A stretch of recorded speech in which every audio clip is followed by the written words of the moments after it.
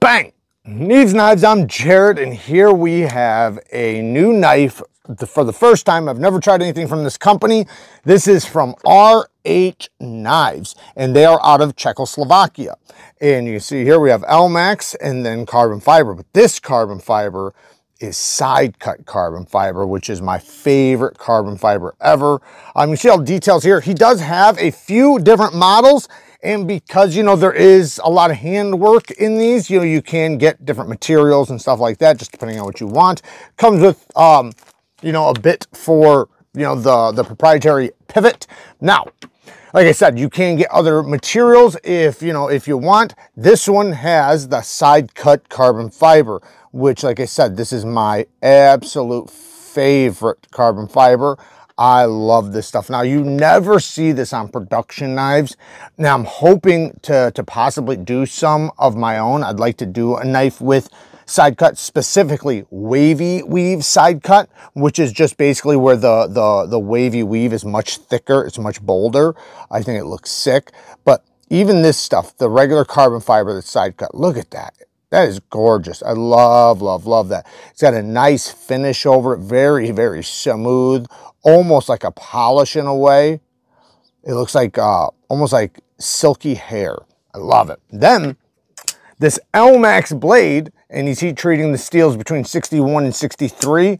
He does have a couple different steels he works with, but has a mirror stonewash, which is my favorite blade finish. I love a mirror stonewash on a blade. It just, it really holds or does better with corrosion, so it has better corrosion resistance, and it, one, looks really good, obviously, it looks beautiful, but it slides through stuff so nicely. It's like it just glides through.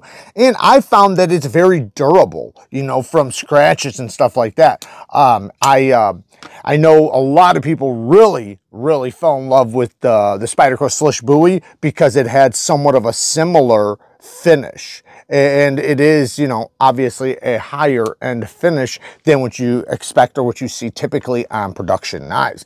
This would be considered more of a mid-tech. It does, he has a bunch of handwork done with it, but it is made by CNC.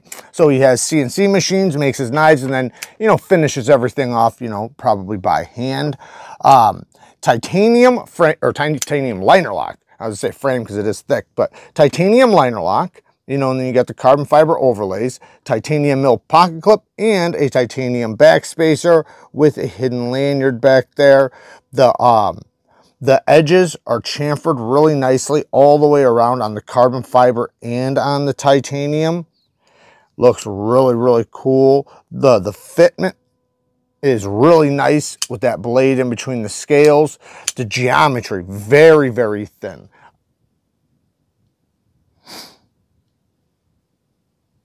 About 10 thousandths. Like I said, it's very thin. It is a full flat grind, and you know, it's very slicey. And like I said, with this finish, my goodness, and this blade being a sheep's foot blade, I think he calls it a Wharncliffe, is going to be phenomenal for utility cuts and even slicing because it has almost a straight edge. It does have a tiny bit of belly, so you are going to be able to cut down on a flat surface, but let's talk about this handle. The ergonomics are really nice, even though I'm typically not a fan of handles that go from thicker to slimmer, unless if they have a good thickness this way, and it does, and this way I should say. So it is thick enough back here that I don't feel like I'm gonna lose it, because a lot of times it feels like it's almost gonna slip out of your hand, because the pinky and the ring finger are the most important when holding a knife. That's what's stopping the knife from kicking out, right? These fingers up here just kind of control it a little bit more, you know, and give it a little bit more stability. But your palm, you know, all the pressure pushes towards your palm. But when it's pushing against your palm, the ass end of the knife is kicking out. So your pinky and ring finger hold that. But this one, very comfortable, very satisfying as far as ergos go. You're gonna have no problem with this. And the flipper tab almost feels like a finger choil, which is really nice. Let's talk about this action.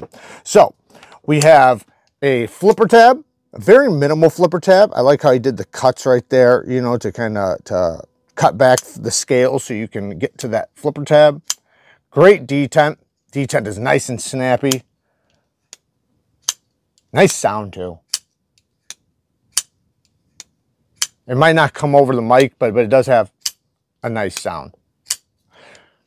The access to the lock bar, he did cut it back, chamfered the other side, so you can get to the lock bar pretty easily. The detent is, it is early enough. I mean, I like it to be nice and early. The flipper tab does hit you and you are hitting that stop, or sorry, hitting the detent right there. He does, however, have a ramp that you can easily push past, or you can just, you know, just place your finger right and you'll be past it every time. But yeah, the flipper tab does kind of have to go past that point right there for your finger to be able to get past it if you want to do this type of drop where you just let it soar down and then drop. But, you know, that's not that big of a deal. It's very easy to get past and you don't really fumble around on the detent. The hole deployment. Nice, nice position of the hole. The thickness of the handle really helps you to have a nice secure grip on it when you are flipping it. So it has a nice satisfying, comfortable flick. Same thing with the thumb flip. This spot right there kind of ramps it out. So your finger kind of just goes right along that. And then with the hole, you can go at the bottom or the top. Both of them are really good. Like I said, the detent is good. Solid detent.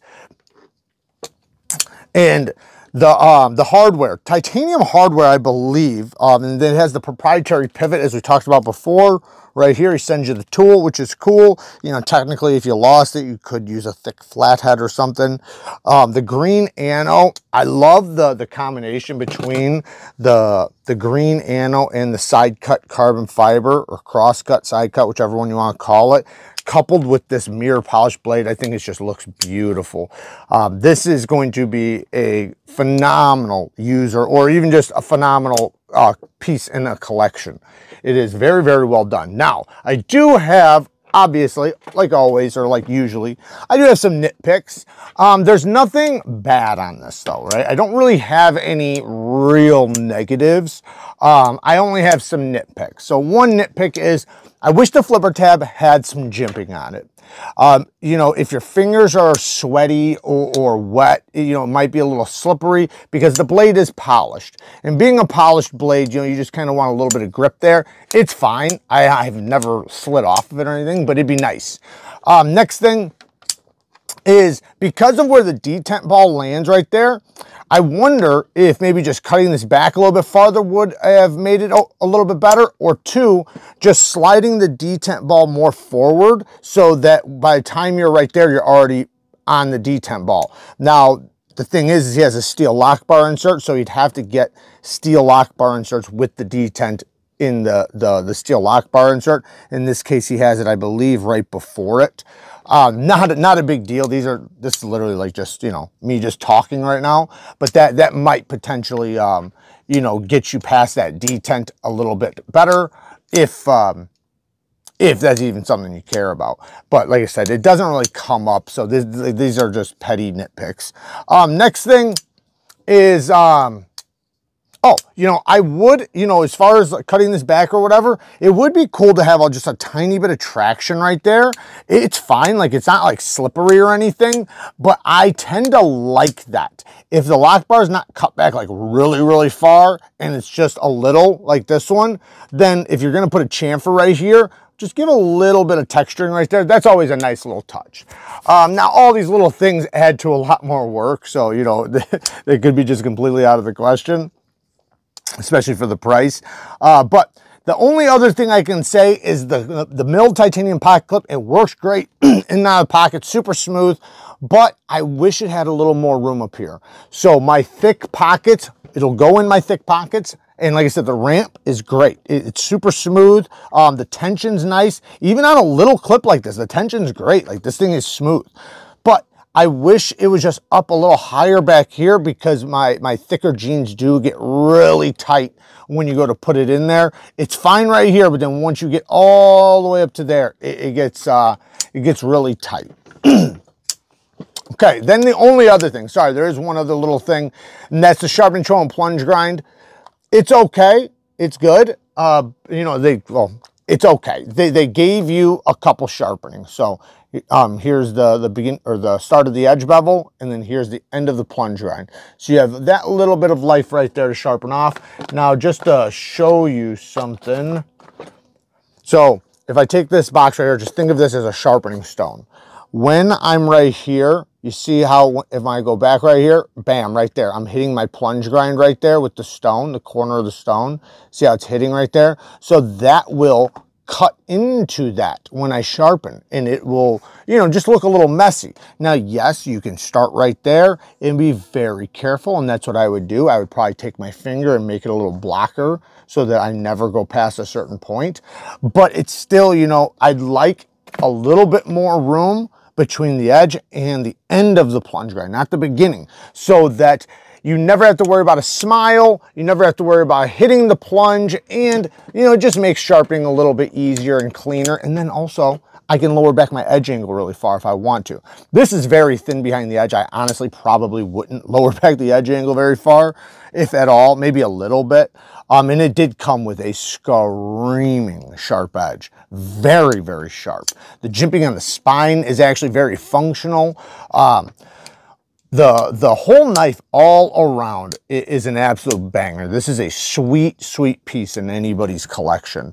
And, you know, and anything, all those little things I said, those are just like me just being very, very picky, because it's you know, it is an expensive knife, and being expensive knives, you know, they are you know, they're definitely gonna have, you know, people are gonna criticize them, you know, especially when there's you know, the price is very high.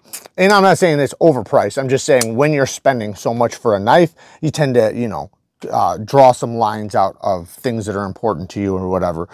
This, I think, is a phenomenal piece for just about anybody who loves knives. So I can see how anybody could appreciate this. This is just very, very well done, and surprisingly well done. They did a very, very good job. I mean, just it's the little details, man. The little tiny, tiny details. Even like the way this is matched up, you know, the edge, how there's no voids in the carbon fiber, you know, the titanium. I don't even know what this finish is. It's like, I think it's, you know what? I think he matched. That's actually really cool. I think the finish on the clip is matched with the blade. I think it's like a mirror stone washed, and then it got anodized or something. You know, obviously it's not going to look the same because it's different material, but that's what it almost seems like. Maybe it is just like a finer finish and then a stone wash over it. Lots of milling in there, lots of weight relieving, and it is pretty lightweight. Carbon fiber by itself is very, very lightweight. Extremely tough, or sorry, extremely strong, but very lightweight. All in all, what a cool knife. Very, very cool. I'm definitely going to be featuring this in a lot more videos for sure. It is not only a beautiful piece, but it's, yeah, they do a really good job. I'm actually excited to see other things from this company, because this, you know, being the only one I've tried from them, I've seen, I think, I've seen at least 3 different models, I believe, on their site. Now, there is different versions. Like this one has I believe a drop point blade, and then the sheep's foot or the Wharncliffe blade. And then there is a whole nother knife model. There's like Gen 1s and Gen 2s and stuff like that. So I would love to try one of them other models too, man, because this is amazing. He did a really good job. And, you know, considering, you know, a CNC with a lot of handwork, you know, it's under at least 4, depends on what you get, because, you know, there is probably customization, but I think it like starts at like 640 or 680 or 670 or something like that, which I don't think it is horrible when you consider, you know, a small company in Czechoslovakia. They do a really good job. Like, they make great firearms, obviously great knives. So, you know, you expect to see good quality when it comes from there, when it, you know, falls into those things, you know, guns and, you know, knives and stuff like that. The price though, you know, I know it's going to be heavy for some people, but a lot of people out there, the people that buy these knives, they already know. Like, they already know that that price tag is not going to be extremely high for something that, yes, has some CNC work, but also has a lot of hand work done in it. And then also the material choices, the finishes, things like that. Yeah, What a great job. So shout out to R&H Knives. Definitely go and check them out. Maybe subscribe to them on Instagram so you can keep up with what they're doing, or Facebook. There you guys go. Work hard, stay tough. Until next time, peace.